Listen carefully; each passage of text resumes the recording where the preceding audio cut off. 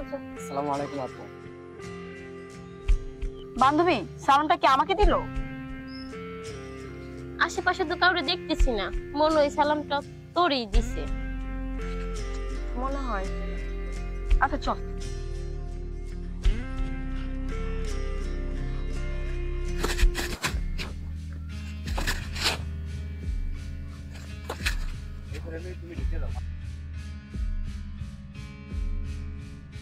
এটা তো ওই ছেলে না যে ওই দিন আমাকে সালাম দিল। শুনেন, সেই দিন যে আপনি আমাকে সালাম দিলেন, আপনি কি আমাকে চিনেন? চিনবো না কেন, আপনি তো চেয়ারম্যান সাহেবের মেয়ে না? আচ্ছা তাহলে আপনার নাম কি? আমার নাম শিশির। শিশির? নামটা সুন্দর। আচ্ছা ঠিক আছে, আপনি এখন যান, যদি আবার চেয়ারম্যান সাহেবের লোকজন দেখে আমার জন্য প্রবলেম হবে। আমি বরং কাজ করি, আপনি যান। আচ্ছা ঠিক আছে। কিরে মা, একা একা হাসিস কেন? আব্বু জানো, আজকে একটা মজার ঘটনা ঘটছে। কি হয়েছে মা, বলতো? আমি রাস্তা দিয়ে আসতেছিলাম, তখন একটা ছেলে এসে বলে আসসালামু আলাইকুম আপু। ওইটা ভাইবে আমি হাসতেছি। মারে, মানুষের সালাম দিতেই পারে।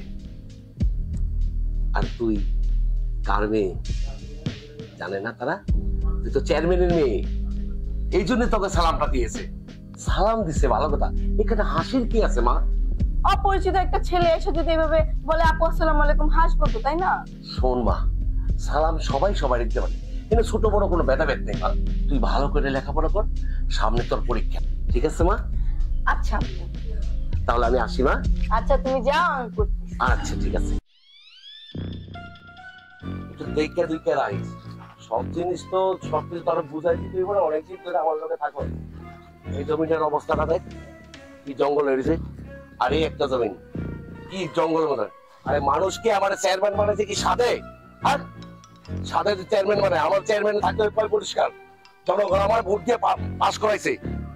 হ্যাঁ, আমি তো খেয়াল রাখি ঠিকই চেয়ারম্যান সাহেব। শোন, একটু দেখে দেখে রাখিস। আমি যখন এই এলাকার চেয়ারম্যান, আমার সবকিছু থাকতে হবে পরিষ্কার। মানুষে আমাকে চেয়ারম্যান বানাইছে ভোট দেয়া, জনগণের সেবা করতে না পারলে তাহলে তো মানুষ আমার ভোটই দিব না সামনে। আয়। আচ্ছা আসসালামু আলাইকুম। ওয়ালাইকুম সালাম। কি ব্যাপার বাবা? আপনার সাথে কিছু কথা ছিল। আমার সাথে কি কথা? বিন্দুর ব্যাপারে। বিন্দুর ব্যাপারে? কি করছে বিন্দু? ওকে আমি নিজের ছোট বোনের মতো দেখি, ঠিক আছে? হ্যাঁ। তো ওকে একটু চোখে চোখে রাখি, নজরে রাখি। কেন, আমার বিন্দু কিছু করছে নাকি? সেটা আপনি কিছুদিন পরে বুঝবেন। আসসালামু আলাইকুম, আসি। হ্যাঁ আচ্ছা, কি হয়ে গেল পোলাটা দেখছস? হ্যাঁ স্যার, মা শুনলাম তো। আমার মায়ের নামে অবজেকশন দিয়ে গেল।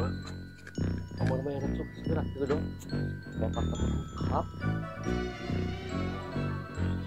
কি করস তুই? খেয়াল রাখতে পারছ না? আমি তো খেয়াল তো রাখি চেয়ারম্যান সাহেব। চুপ, একদম চুপ। আয় বলবে